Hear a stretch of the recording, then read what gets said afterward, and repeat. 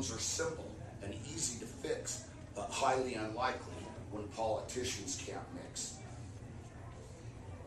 The decisions they make affect everyone, but it's impossible for them to get anything done. America's people keep watching Nancy Grace.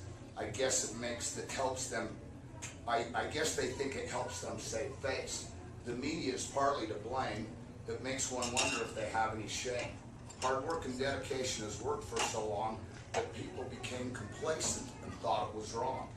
The question I pose to you, my friends, is when will we demand that this insanity ends? The world is hoping leaders abound. We still keep on looking, but none can be found. Greed is a sin that's kind of like gin. It's nasty and tastes bad, but is currently in.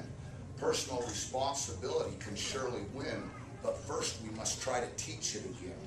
It will be easy to do if we give it a try. Think of the alternative that will make you cry. Our children, the future of the world is at stake. We must give it a try for our own sake. As individuals, we need to be strong. If we work together, it will not take long. People will never agree to it all, but we can work together on things that are small. So take it from me, my friends far and wide, we have to close this terrible divide. It's time for everyone to start earning their keep. Maybe then our grandchildren can sleep.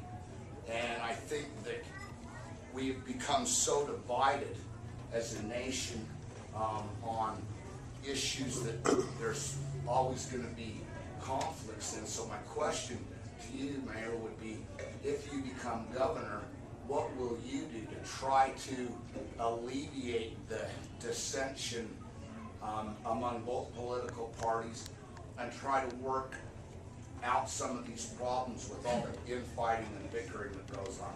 Because it seems to me that both political parties are busy pointing fingers at each other and placing blame on each other.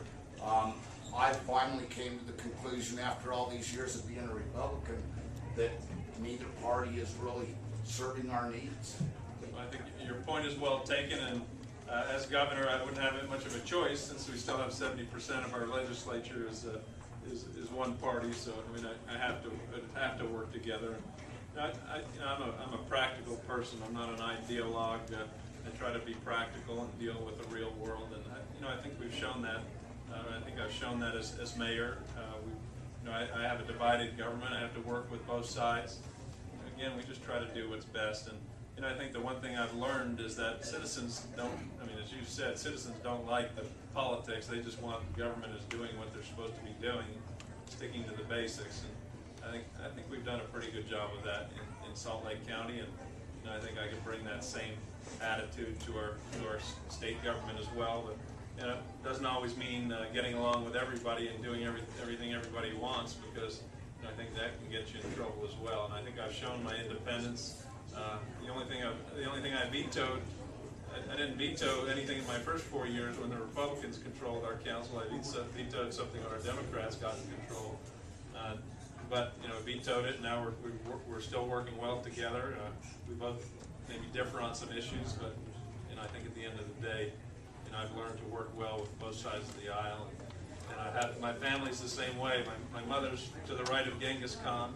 I have a sister who's way to the left, and I've managed to keep the peace in my own family. And so you're exactly right. I think your poem had a lot of good truths to it. So thank you. Good way to end the meeting as well. Let's have a round of applause for Mr. Governor.